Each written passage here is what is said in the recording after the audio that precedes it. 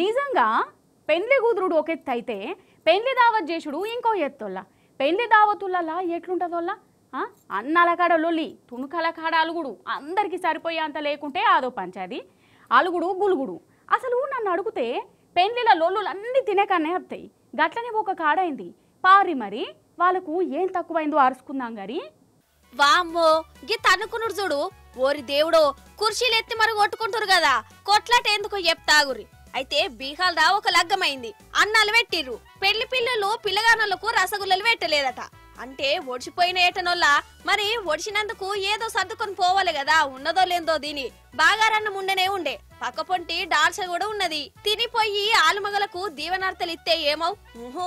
వాళ్ళకు పెళ్లి కంటే ఈ తినుడే ఎక్కువ ఉన్నట్టున్నది. మాకు రసగుల్లలు ఎయ్యవాని ఫస్ట్ చిన్నగల్లొల్లి స్టార్ట్ అయింది. కథమిగా పెళ్లిళ్ళలా ఎట్లుంటదిగా అది పెద్దగా అయింది. ఇక కుర్చీలు బల్లెలు గంటలందుకొని దన్నుకున్నారు.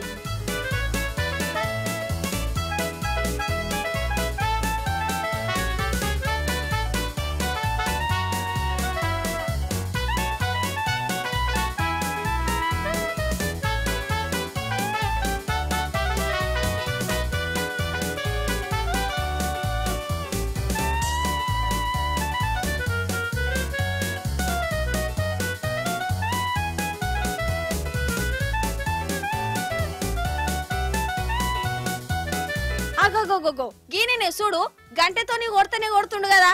అగో ఇటు చూడు, కుర్చీతోని ఇష్టం వచ్చిన తీళ్ళ దంచుతుండు. అయ్యయ్యో, అసలు ఎవరిని కొడుతుర్రో అర్థం కాకుంటునేది అనుకుంటారు అలా.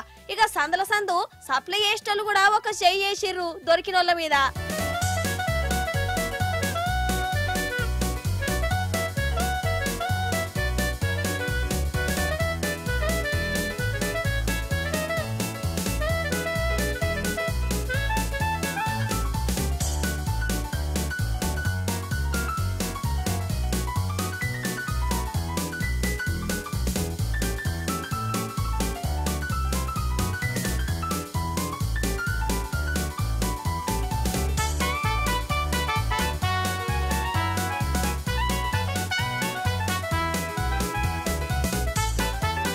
ఇగో గీనే చూడు, అప్పటిసంది కుర్చీ ఎత్తి పట్టుకుండు గాని తన్నులు తినేదందుకు ఎవ్వరు దొరుకుతలేనట్టున్నది.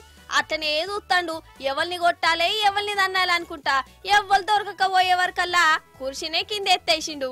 ఇగో ఇటు చూడు రొల్ల రామచంద్ర, ఈ తిండి కాడ లొల్లేందొల్లా ఏమో ఎన్నడు తిననట్టే ఎత్తారు. అసలు పెళ్లి చూసి తందుకచ్చిరా తిన్న తందుకచ్చిరా కాత గాని వీళ్ళ కొట్లాట ఎయ్యబట్టి అన్నం కూర అంతా ఆగిట్ల నేల పాలైపోయింది. ఇప్పుడు వీళ్ళు తిన్నట్టు కాదాయే, అచ్చిన సుట్ట పొలకు తినబెట్టినట్టు కాదాయే. వీళ్ళ కోపాలు చేయబట్టి అంత భూంపాలైపాయే.